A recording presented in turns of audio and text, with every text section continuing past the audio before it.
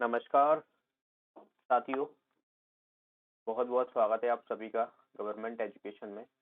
तो दोस्तों, अ, अभी लास्ट आपके 15 दिन बचे हुए हैं एमपी पटवारी के एग्जाम में, ठीक है ना। तो इन 15 दिनों में आपको क्या करना है, कैसे क्या तैयारी करनी है, तो इस पर हम चर्चा करेंगे।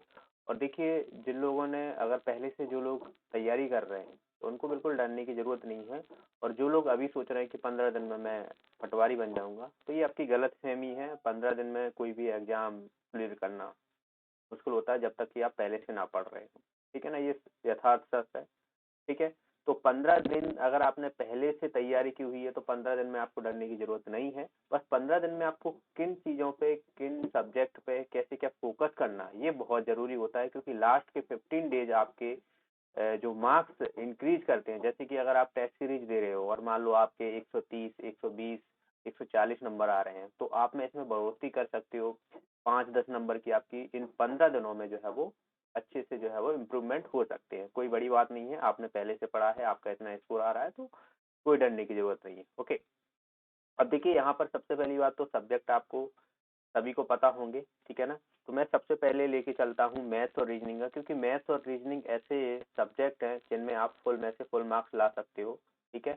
बशर्ते आपके कॉन्सेप्ट क्लियर होना चाहिए। मैथ्स हो गया, रीजनिंग हो गया। 25 नंबर की आपकी मैथ्स पूछना है, 25 नंबर की रीजनिंग पूछना है, ओके, जो कि सब्जेक्ट है उनका, ठीक है ना। बाकी डिपेंड करता है कि रीजनिंग में भी वो मैथ्स डाल देते हैं। कभी कभी आपने देखे होंगे प्रीवियस ईयर के क्वेश्चन पेपर, तो मैथ्स में रीजनिंग में भी क्वेश्चन जो है वो मैथ्स के डाल देते हैं, ठीक है ना। क्योंकि इनका जो है वो टॉपिक जो है वो डिसाइड नहीं है, ठीक है ना। सिलेबस जो है वो डिसाइड नहीं है, कहीं से भी कुछ भी डाल देते हैं। तो देखिए, इसमें अगर आपने पहले से ही तैयारी की होगी तभी आप कर पाओगे। अगर आप तो सोचो कि 15 दिन में मैं मैथ्स कर लूँ, 15 दिन में रीजनिंग कर लूँ, तो आप नहीं कर सकते हो, किसी भी कीमत पे नहीं कर सकते हो। 15 दिन में कोई भी मैथ्स और रीजनिंग में परफेक्ट नहीं हो सकता है, ठीक है ना। बहुत सारे कॉन्सेप्ट होते हैं, बहुत टाइप के जो है वो क्वेश्चन आपसे पूछते हैं, ठीक है ना। तो जो लोग पहले से पढ़ रहे हैं, तो आपको जिस टॉपिक से क्वेश्चन नहीं बन रहे हैं, ठीक है ना, मोस्टली आपने अभी तक तो कवर कर ही लिया होगा, फिर भी कुछ टॉपिक ऐसे होंगे जो आपको लगता है कि मुझे इनमें क्वेश्चन अगर पूछ लिए जाएं तो मुझसे नहीं बनेंगे, है ना। और आप टेस्ट सीरीज दे रहे हो, तो आपके कौन से टॉपिक से क्वेश्चन गलत हो रहे हैं, तो उस पर भी आपको एनालिसिस करना चाहिए, ठीक है ना। टेस्ट सीरीज देते हो तो उसके बाद आप एनालिसिस कर लो कि कौन कौन से टॉपिक में आपकी गलती हो रही है ज्यादातर। तो उन टॉपिक पे जो है वो आप रिवाइज कर लो बाद में, ठीक है। देखिए, नया पढ़ने का उतना टाइम नहीं है, रिवाइज करने की मैं बोल रहा हूँ। रिवाइज करना है आपको, ठीक है ना, उन टॉपिक को। तो आप आराम से जो है वो आप इसमें जो है वो, अगर देखा जाए 50 है तो 45 नंबर आराम से ला सकते हो। क्योंकि क्वेश्चन देखिए कुछ ना कुछ गलत हो ही जाते हैं। कितना भी परफेक्ट होगा इंसान, तो एक आध क्वेश्चन गलत हो जाता है, ठीक है ना। बाई मिस्टेकली हो जाता है, कोई क्वेश्चन नहीं भी बनता है। तो हम 50 मार्क्स में से 45 मार्क्स आप इसमें से लाना है आपको, किसी भी कीमत पर, ठीक है ना। जो भी है, जैसे भी आपको लाना है, ठीक है। पढ़ने का ऐसा है, जो भी टॉपिक है, सारे टॉपिक ही जो है वो यहाँ पर कवर करा दिए गए हैं। जो भी ग्रुप 2 सब ग्रुप 4 का पहले से एग्जाम हुआ है, तो उसमें सारे टॉपिकों से जो है वो क्वेश्चन आए। ऐसा नहीं है, एडवांस मैथ से भी क्वेश्चन पूछे गए हैं। अलजेब्रा हो गया, ठीक है, टेक्नोमेट्री हो गई, ज्योमेट्री हो गई, जो एडवांस के टॉपिक है। बाकी जो अर्थमेटिक का पोर्शन होता है वो तो सब में पूछते ही है ना। तो ये सब हो जाएंगे। रीजनिंग का ऐसा है, कोडिंग डिकोडिंग हो गई, डायरेक्शन हो गया, क्लॉक से क्वेश्चन पूछ ले जाते हैं। मोस्टली ज्यादातर नंबर सीरीज से क्वेश्चन पूछ ले जाते हैं, तो इन्हीं से क्वेश्चन पूछते जाते हैं। अल्फाबेट्स वगैरह हो गया, ठीक है ना, ब्लड रिलेशन हो गया, ठीक है, सेटिंग अरेंजमेंट हो गया, इनसे क्वेश्चन आपसे पूछे जाएंगे। बाकी कैलेंडर हो गया, इनसे क्वेश्चन पूछे जाते हैं। तो नॉर्मली रीजनिंग तो सिंपल लगती होगी सबकी, मैथ में थोड़ी डिफिकल्टी होगी। तो जिन लोगों ने पढ़ा है उन्हीं के लिए मैं यहाँ पर आपको बता रहा हूँ, ठीक है। अब जीके का पोर्शन देखिए, जिस तरीके से आपने अभी आबकारी का पेपर देखा है, तो जीके अनाप शनाप कहीं से भी क्वेश्चन पूछे जा रहे हैं, ठीक है। कहीं से भी क्वेश्चन। अच्छा हाँ, मैं आपको बता दूं कि इन दोनों के सब्जेक्ट का आपको बस रिवीजन करना है, क्वेश्चनों की प्रैक्टिस करना है। अगर आपने अभी तक टेस्ट सीरीज दिए हैं, तो उन्हीं क्वेश्चनों की आप दोबारा से प्रैक्टिस कर सकते हो, लगा सकते हो उन्हीं क्वेश्चनों को बिना देखे हुए आंसरों को, ठीक है ना। बाकी अगर आपको जो जो टॉपिक हैं, जैसे कुछ कुछ कठिन टॉपिक लगते हैं, तो उनकी आप प्रैक्टिस कर लो। बाकी आपके कॉन्सेप्ट क्लियर, तो कोई दिक्कत नहीं है आपको, डोंट वरी। आप आराम से जो है वो 50 में से 45 नंबर आराम से ला दोगे, ठीक है। अब देखिए, जीके की अगर बात की जाए, तो जीके एक बहुत ही ब्रॉड सब्जेक्ट है, जिसमें आपको एमपी जीके पूछे जाएगा और प्लस इंडिया का रहेगा, ठीक है। और प्लस जो है वो आपको करंट अफेयर्स भी रहेगा, जिसमें करंट अफेयर्स सेंट्रल का जो ऑल इंडिया लेवल का रहेगा, ठीक है, वर्ल्ड का भी पूछ सकते हैं, और बात की जाए एमपी का भी रहेगा। तो इतना है, और इसमें आप देखोगे कि बहुत सारा जो है वो सब्जेक्ट सिलेबस जो है वो आपको जीके को देखने को मिलता है, और आबकारी का पेपर देख के लगता है कि वो कुछ भी अनाप शनाप जीके दे सकते हैं, पर इसका मतलब ये नहीं है कि हम पढ़ना छोड़ देंगे जीके, है ना, क्योंकि 25 नंबर की आपसे जीके पूछनी है, और इसमें एमपी जीके भी मोस्टली जो है वो पूछी जाएगी, क्योंकि जाहिर सी बात है कि जीके आना बहुत ही जरूरी है। कोई भी एग्जाम दे रहे हो आप, तो सारे जितने भी वहाँ पर सब्जेक्ट होते हैं उनको क्लियर करना, चलते रहना जो है वो जरूरी होता है। आप सोचो कि एक सब्जेक्ट में छोड़ के जो है वो सिलेक्शन पालूं, तो ये आपकी गलत फहमी है। अब इसमें आपको करना क्या है, देखिए करंट अफेयर्स का ऐसा है, करंट अफेयर्स जो है वो 8 घंटे की वीडियो पड़ी है, तो वो आप देख सकते हो एमपी करंट अफेयर्स का। एमपी के जीके के मैंने जो प्रैक्टिस सेट लगाए हैं उन्हें आप तैयार कर रहे हो, आप मुझसे जुड़े हुए, वो लगाइए। जो आपने बुक से पढ़ा है उनको रिवीजन कीजिए, बस इतना करना है। 15 दिन में आपको रिवीजन करना है अच्छे से। कुछ लगता है कि आपको कोई टॉपिक अगर छूट गया है, एक हाथ दो, वैसे तो अभी तक जो है वो आपके सारे टॉपिक क्लियर हो जाना चाहिए, क्योंकि अब जो 15 दिन है आपके पास रिवीजन क्यों होना चाहिए, मेरा मानना ये है, ठीक है ना। रिवीजन पे फोकस करना चाहिए, क्योंकि आपने जो पढ़ा है अगर आप उसको रिवीजन नहीं करोगे तो वो किसी मतलब का नहीं, आप भूल जाओगे, क्वेश्चन नहीं आप अटेम्प्ट नहीं कर पाओगे, है ना। तो इसीलिए मैं ज्यादातर जो है रिवीजन पर जोर देता हूँ, कि अगर आप पढ़ भले ही कम रहे हो, लेकिन अगर आप रिवीजन अच्छे से कर रहे हो तो जो कम पढ़ा है वो कम से कम आपको याद रहेगा, और अगर आपसे वहीं से क्वेश्चन पूछ लिया जाएगा तो आपकी क्वेश्चन जो है वो बन जाएगा आपका। लेकिन अगर आपने बहुत सारा पढ़ लिया है और रिवीजन नहीं किया है तो वो भूल जाओगे। तो वो बहुत सारा पढ़ जरूर लिया है, लेकिन वो आपको एग्जाम में कहीं भी क्वेश्चन जो है वो सॉल्व करने में कोई भी हेल्प नहीं करेगा। ओके, तो जो रिवीजन है बहुत जरूरी है, एमपी रिवीजन जीके है। मोस्टली जो है वो ज्योग्राफी से क्वेश्चन सबसे ज्यादा पूछे जाते हैं एमपी का, ठीक है ना। तो एमपी का ज्योग्राफी होगी, हिस्ट्री होगी, मोस्टली ज्योग्राफी से आपको सबसे ज्यादा देखने को मिलती है। तो ये सब आपको इंडिया की, अगर आपसे इंडिया की, देखिए ज्योग्राफी में आपको नेशनल पार्क हो गए, कहीं ऐसी कोई घटनाएं होती हैं जो करंट अफेयर्स में रहती हैं, वो आपसे मोस्टली जो है वो वहां से पूछ ली जाती है। ओके, बाकी जो फेमस पर्सन है अभी जो करंट में रहे हैं, किसी को अवार्ड्स मिला है, ठीक है ना, उनको आपको करते चलना है। जो रैंकिंग है, इंडिया की रैंकिंग किस में कितनी है, वो आपसे पूछ ली जाती है, ठीक है। स्पोर्ट्स करंट अफेयर्स आपसे पूछा ही जाएगा, स्पोर्ट्स करंट अफेयर्स के 2 से 3 क्वेश्चन पूछे जाएंगे। तो जितने भी आईपीएल हो गए, अभी क्रिकेट वर्ल्ड कप हुए हैं, T20 वर्ल्ड कप हुए हैं, उनसे आपसे टोक्यो ओलंपिक हो गए, यहाँ से ही क्वेश्चन पूछे जाएंगे, नया ऐसा कुछ भी देखने को नहीं मिलेगा। तो वो आपको कवर करना है। ये मैं current affairs, sports current affairs की बात कर रहा हूँ, जो आपको आना चाहिए। अवार्ड्स हो गए, अवार्ड्स जितने भी अवार्ड्स हैं किस किस को दिए हैं, इम्पोर्टेंट अवार्ड्स हैं, करीबन जो है वो 25-30 के करीबन जो है वो अवार्ड होंगे, बस ज्यादा से ज्यादा, ठीक है ना। तो वो आपको कर लेना है। मोस्टली जो है वो 25 अवार्ड्स मान के चलो, ठीक है ना। जैसे अभी जो है वो पद्म अवार्ड दिए गए हैं, तो मध्य प्रदेश के कितने लोगों को दिए गए हैं, और पद्म विभूषण जो है वो कितने व्यक्तियों को दिए हैं, उनका नाम आपसे पूछा जा सकता है, किल फील्ड से दिए गए हैं वो पूछा जा सकता है, ऐसे क्वेश्चन आपसे पूछ सकते हैं। एमपी करंट अफेयर्स ऑलरेडी मैं डाल चुका हूँ, तो वहां से आप कवर कर लीजिएगा, हो जाएगा, ठीक है ना। 25 नंबर की जीके रहेगी, ठीक है। तो मोस्टली आपको इन पर फोकस करना है और अच्छे से रिवीजन करना है। अब हम बात करते हैं साइंस की, ठीक है। साइंस भी ऐसा सब्जेक्ट है, अगर आप साइंस बैकग्राउंड से हो तो आपको फिक्र करने की जरूरत नहीं है। जो लोग साइंस बैकग्राउंड से नहीं है उनको थोड़ा डिफिकल्टी हो सकती है, और अगर आपने पहले से पढ़ा है टॉपिक वाइज तो ही आप इस सब्जेक्ट को अच्छे से डील कर पाओगे। आप सोचो कि वन लाइनर, देखिए अगर आपने नहीं पढ़ा है और आप लूसेंट ही पढ़ रहे हो, ठीक है, आप लूसेंट पढ़ लीजिए, ठीक है। लूसेंट में जो फिजिक्स, केमिस्ट्री, बायोलॉजी और जो प्रीवियस ईयर के क्वेश्चन पेपर आपने देखे हुए उनको लगा लीजिएगा, इनफ है, ठीक है ना। साइंस के कॉन्सेप्ट अगर आपके क्लियर हैं तो आप आसानी से कर पाओगे। इसमें भी आपको जो है वो खासकर जो है वो बायोलॉजी से क्वेश्चन सबसे ज्यादा पूछे जाते हैं। बायोलॉजी हो गया, ठीक है, देन उसके बाद फिजिक्स केमिस्ट्री आता है, तो वहाँ से कॉन्सेप्ट पूछे जाते हैं। तो बायोलॉजी में देखिए, अगर आपसे पूछा जाए कि बायोलॉजी में सबसे ज्यादा कहाँ से पूछ लिए जाते हैं, तो आजकल जो पैटर्न जो है वो थोड़ा चेंज होने जा रहा है। किंगडम से क्वेश्चन पूछ ले जाते हैं, प्लांट किंगडम हो गया, एनिमल किंगडम हो गया, यहाँ से। और डिसीज से तो क्वेश्चन आपको मिल ही जाते हैं, विटामिन हो गए, डिसीज हो गई, यहाँ से क्वेश्चन है। कौन सी छोटा बड़ा हड्डी ग्रंथियां हो गई, यहाँ से क्वेश्चन पूछ ले जाते हैं। ये सब जो है वो आपको बायोलॉजी में आना चाहिए, ठीक है ना। नेम वगैरह जो है वो पूछ ले जाते हैं, ठीक है। तो साइंस में ये चीजें आपको फोकस करना है।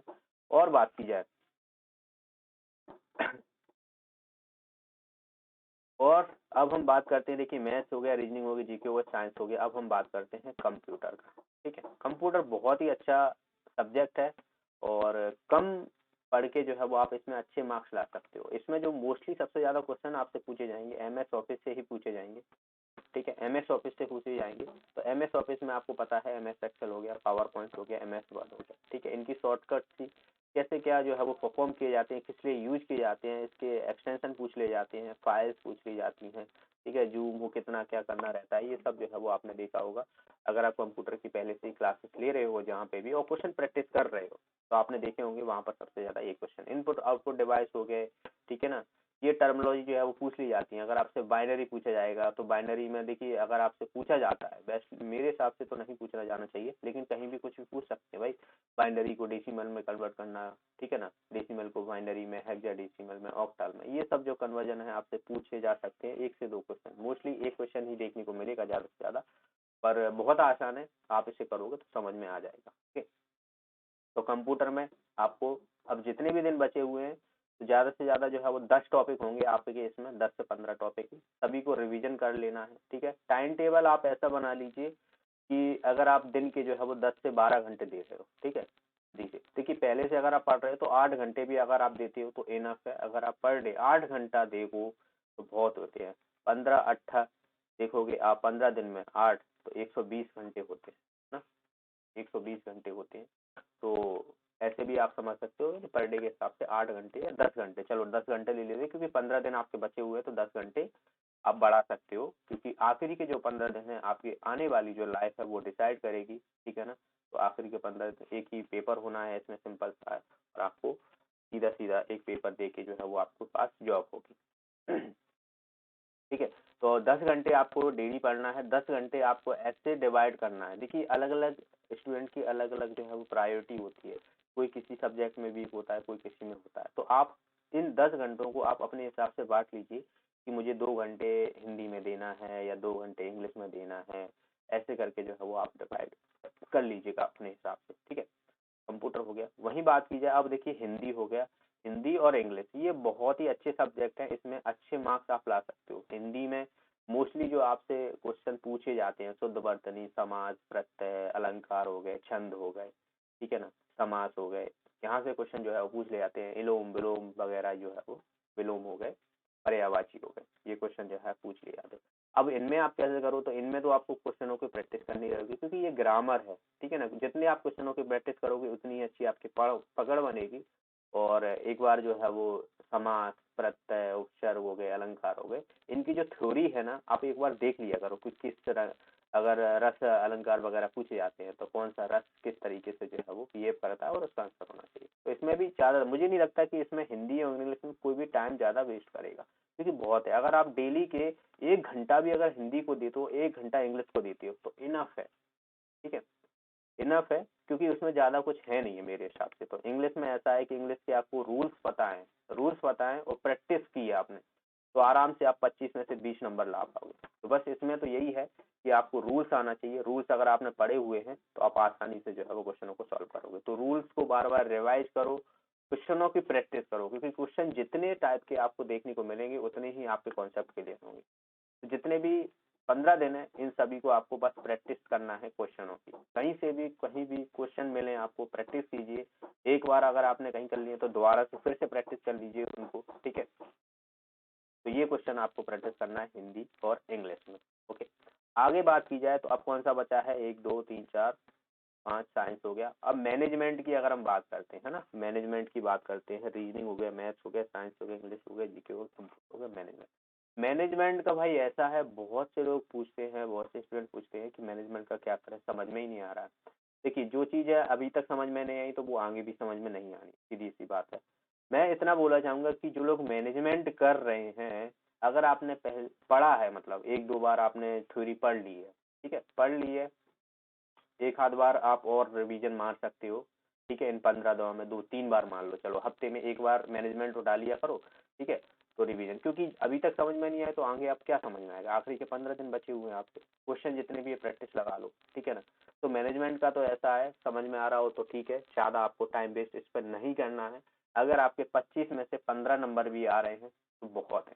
ठीक है, 25 में से 15 नंबर आप ला देते हो तो इनफ है, बहुत अच्छा स्कोर मारा है, क्योंकि सभी की हालत एक जैसी। आप ऐसा सोचो कि मैनेजमेंट में कोई बहुत अच्छे स्कोर लाएगा, 20 प्लस नंबर ला देगा, तो बहुत ही कम होगा, ऐसा रेयरली स्टूडेंट होगा, ठीक है ना। बाकी आप उसकी किस्मत अच्छी होगी कि तुक्के लग जाएंगे, ठीक है ना। बाकी अपनी अपनी समझ होती है, क्योंकि ये मैनेजमेंट जो है ना एक ऐसा सब्जेक्ट है जो रियल लाइफ में आप देखते हो, समझते हो, ठीक है ना। कुछ टेक्निकल टर्मिनोलॉजी भी होती है, तो वो भी आपको समझ में आना चाहिए। तो मैनेजमेंट में तो बस इतना बोलूंगा कि जो आखिरी के 15 दिन में 3-4 बार आप रिवीजन कर सकते हो, क्वेश्चनों की जो टेस्ट सीरीज लगा रहे हो उनको आप लगा लो बस, ठीक है। अभी तक आपने जितने भी प्रैक्टिस सेट या फिर जो क्वेश्चन लगाए हुए हैं टेस्ट सीरीज में, उन्हीं को एक बार से फिर से जो है वो लगा डालो बस, ठीक है ना। बस इतना बोलूंगा, अलग से इसमें मैं नहीं चाहूंगा कि आप लोग फालतू में टाइम वेस्ट करो अगर आपको समझ में नहीं आ रहा हो तो, ठीक है। समझ में आ गया हो तो फिर कोई दिक्कत ही नहीं है ना। तो आप समझ गए होंगे किस तरीके से आपको आखिरी के 15 दिन करना है। इन सभी का सार यही है कि आपको जो आखिरी के 15 दिन है रिवीजन पर फोकस करना है मोस्टली, ठीक है। कुछ टॉपिक छूट गए हैं उनको आप देख लो, रिवीजन करो, बार बार practice, revision practice, revision practice, revision practice. इतना रिवीजन प्रैक्टिस करो कि क्वेश्चन जो है वो आपके दिमाग में छप जाना चाहिए, ओके। चाहे आप थ्योरी रिवीजन कर रहे हो, अगर आपने खुद के नोट्स बनाए हैं तो बहुत अच्छी बात है। जिन लोगों भी नोट्स बनाते हैं ना, ये मान के चलिए कि वो आपसे 5-10 कदम आगे चलते हैं, क्योंकि उनकी जो रिवीजन करने की जो स्पीड होगी ना वो आपसे 10 गुना ज्यादा होगी, ठीक है ना। आपने बुक से पढ़ा है, ठीक है, आपने बुक से पढ़ लिया, आप बुक से रिवीजन करोगे, लेकिन किसी विद्यार्थी ने अगर उसके नोट्स बनाए हैं खुद के, तो उसको ये चीजें याद रहती है कि मैंने इसमें क्या लिखा हुआ है, और वो फट से जो है वो सारा रिवीजन कर लेगा। तो इसलिए आप कभी भी कोई भी आगे भी अगर एग्जाम की तैयारी करते हो, अब नोट्स बनाने मत बैठना, ठीक है ना, कि अरे नोट्स बनाना है ये वो, ठीक है। तो नोट्स बनाना जो आपने पहले से बनाए हुए हैं उन्हीं को रिवीजन कीजिए, बाकी आपने जहाँ से पढ़ा है उन्हीं को रिवीजन। लेकिन आगे के लिए मैं आपको बता दूं, अगर आप कोई भी सब्जेक्ट की तैयारी करते हो जो नया आपको लगता है, उनके आप नोट्स बनाने हैं, चलो वो एक बार जरूर मेहनत करनी पड़ेगी, लेकिन एक बार जो मेहनत की है आपने वो आगे जो बहुत हेल्पफुल रहेगी आप, ओके। तो ये सभी आपको देखने को, बाकी आपके और कोई डाउट है तो आप मुझसे कमेंट बॉक्स में पूछ सकते हो। आखिरी के 15 दिन अच्छे से तैयारी कीजिए, रिवीजन कीजिए। ऑल द बेस्ट, जितने भी दिन बचे हुए हैं। डिमोटिवेट नहीं होना है, डर है आपके अंदर, डर सभी के अंदर होता है, डर डर अगर आपके अंदर है पेपर का, तो ये नॉर्मल चीज है कि आप नॉर्मल हो। अगर आपके यार डर नहीं है तो आप समझ लीजिए कि पता नहीं, ठीक है ना। तो डर होना थोड़ा बहुत सभी के लिए होता है, तो ये नॉर्मल है, सभी के साथ होता है, ठीक है। अगर आप टेस्ट सीरीज देते हो, हाँ देखिए एक चीज और है कि जो स्टूडेंट है टेस्ट देते हैं तो उन लोगों को डर लगता है कि पता नहीं कितने क्या नंबर आएंगे, कैसे क्या रहेंगे, कम नंबर ना आ जाए। तो ये आपको नहीं सोचना है, आपको बस इतना सोचना है कि जो मैं टेस्ट दे रहा हूँ, जैसे कि अगर आप मैथ्स में स्ट्रांग हो तो मुझे इसमें अच्छे नंबर आना चाहिए, हिंदी अगर आपकी स्ट्रांग है तो मुझे हिंदी में, इंग्लिश में इतने नंबर आना चाहिए, ठीक है ना। ऐसे ऐसे करके जो है वो आपको, अगर मुझे यहाँ से ये वाले सब्जेक्ट क्लियर है तो यहाँ से मुझे पूरा बन जाना चाहिए, बाकी ऊपर वाले के हाथ में छोड़ दो, ठीक है ना। आप कुछ नहीं कर सकते, ठीक है ना। सिंपल सा है, बस आप जो सब्जेक्ट पढ़े हैं आपने, उसमें से आपके क्वेश्चन गलत नहीं होना चाहिए, बाकी ऊपर वाले पे छोड़ दो, ठीक है। आपने मेहनत की है, आपको मेहनत का फल जरूर मिलेगा, इसमें कोई शक नहीं, ओके। बाकी ये मेरा नंबर है व्हाट्सएप, कभी भी कोई भी डाउट है आप मुझे यहाँ पर जो है वो मैसेज कर सकते हो, ठीक है। और अभी तक चैनल को सब्सक्राइब नहीं किया है तो चैनल को सब्सक्राइब कर लेना। मिलते हैं फिर 9 बजे, तब तक के लिए